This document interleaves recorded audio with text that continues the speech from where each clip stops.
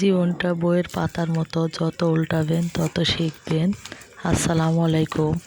আজকে আমি সকালে রান্না করব ট্যাংরা মাছ দিয়ে আলু চচ্চড়ি। এই জন্য এখানে রসুন বাটা, জিরা আর আদা বাটা নিয়েছি। আর এখানে সামান্য হলুদ গুঁড়া, লবণ, ধনিয়া গুঁড়া, কাঁচামরিচ ফালি, পেঁয়াজ, তেল, সম্পূর্ণ মশলা একসাথে মাখিয়ে এটা বসিয়ে দেব।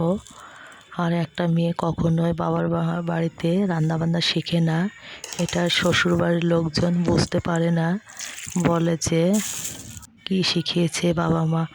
আসলে প্রত্যেকটা মানুষকেই সময় দিতে হয়। এক পরিবেশ থেকে এসে আর এক পরিবেশে সেট হতে একটা মেয়ের অনেকটা সময় লাগে। বাবা মার বাড়িতে যেভাবে মেয়েরা গড়ে ওঠে, আসলে আর এক পরিবেশে যেয়ে সেট হতে অনেকটাই সময় লাগে।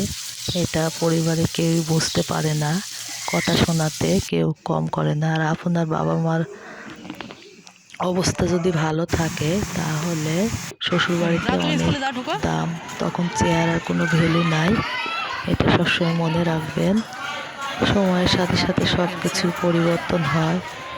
সে একটা মেয়ে এক সময় বাবা মার বাড়িতে ছোট অবস্থায় গড়ে ওঠে, তারপরে শ্বশুরবাড়ি যেয়ে সেই পরিবেশে খাপ খাওয়ায়ে নিজেকে মানিয়ে নিতে হয়।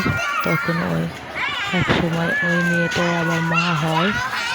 তখন নতুন একটা অভিজ্ঞতা, বাচ্চাকে লালন পালন করে মানুষের মতো মানুষ করা। একটা মা হিসাবে ওই মেয়েটারই অনেক দায়িত্ব থাকে। আমি কখনোই চাই না আমার সন্তান কখনো ভুল পথে যাক, মানুষের মতো মানুষ হোক। ডক্টর, ইঞ্জিনিয়ার যে হতে হবে কোনো কথা নাই, যেন মানুষকে না ঠকিয়ে সামনের দিকে এগিয়ে যেতে পারে, ভালো মানুষ হয়। এটাই মা হিসাবে আমাদের দায়িত্ব, বাচ্চাকে সঠিক পথে নিয়ে আসা।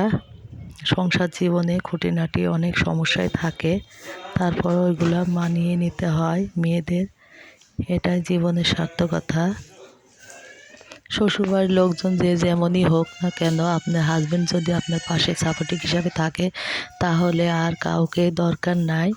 মানুষ তো অনেক কথাই বলবে, কারো কথা কান দেওয়ার কোনো প্রয়োজনই নাই।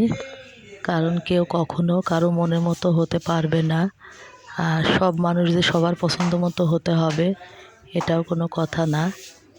তাহলে আজকের মতো এখানে শেষ করছি। আপনারা সবাই ভালো থাকবেন। আসসালামু আলাইকুম, আল্লাহ হাফেজ।